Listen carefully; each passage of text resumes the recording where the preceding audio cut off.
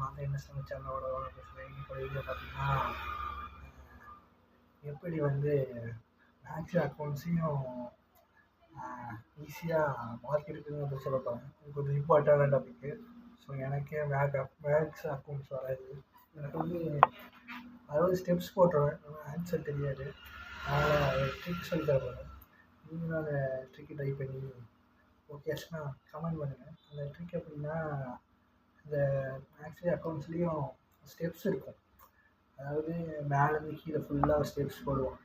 Equal to இந்த step போட்டிங்கன்னா அதுக்கே ஒரு மார்க் வரும். ஆன்சருக்கு பார்த்தீங்கன்னா ஒரு 1 மார்க்கே வரும். ஸ்டெப்புக்கு வந்து ஒரு 5 மார்க்குனா ஸ்டெப்பு போகிறதுக்கு 4 மார்க் வந்துடும். ஆன்சருக்கு வந்து 1 மார்க் வந்துடும். ஈக்குவல் டு பார்த்தா எப்படி பார்த்தாலும் அதுலேயே ஒரு இதாக இருக்கும். அது இல்லைன்னா கீழே எழுதுறது பார்த்தீங்கன்னா கதை எழுதி விட்ருங்க, அது கொஞ்சம் ஈஸியாக இருக்கும். அக்கௌண்ட்ஸ் வந்து இந்த ஒரு மெத்தட் இருக்குது. அக்கௌண்ட்ஸில் பார்த்தீங்கன்னா ஏதோ ஒரு சம் வரும்னு தெரிஞ்சால் அதை வந்து மக்கப் பண்ணிடுங்க. இதே அந்த மெத்தடை புரிஞ்சுக்கோங்க. இல்லைன்னா ஆன்சர் தெரியலன்னா ஸ்டெப்பை மட்டும் போடுங்க, அதுக்கு மட்டும் மார்க் வரும். அதை வச்சு நீங்கள் ஈஸியாக பாஸ் ஆகிடலாம். இது ஒரு மெத்தடு. இந்த மெத்தடை ட்ரை பண்ணி பாருங்கள். அவ்வளோதான். இதோட வீடியோவை முடிச்சுக்க மாட்டேன்.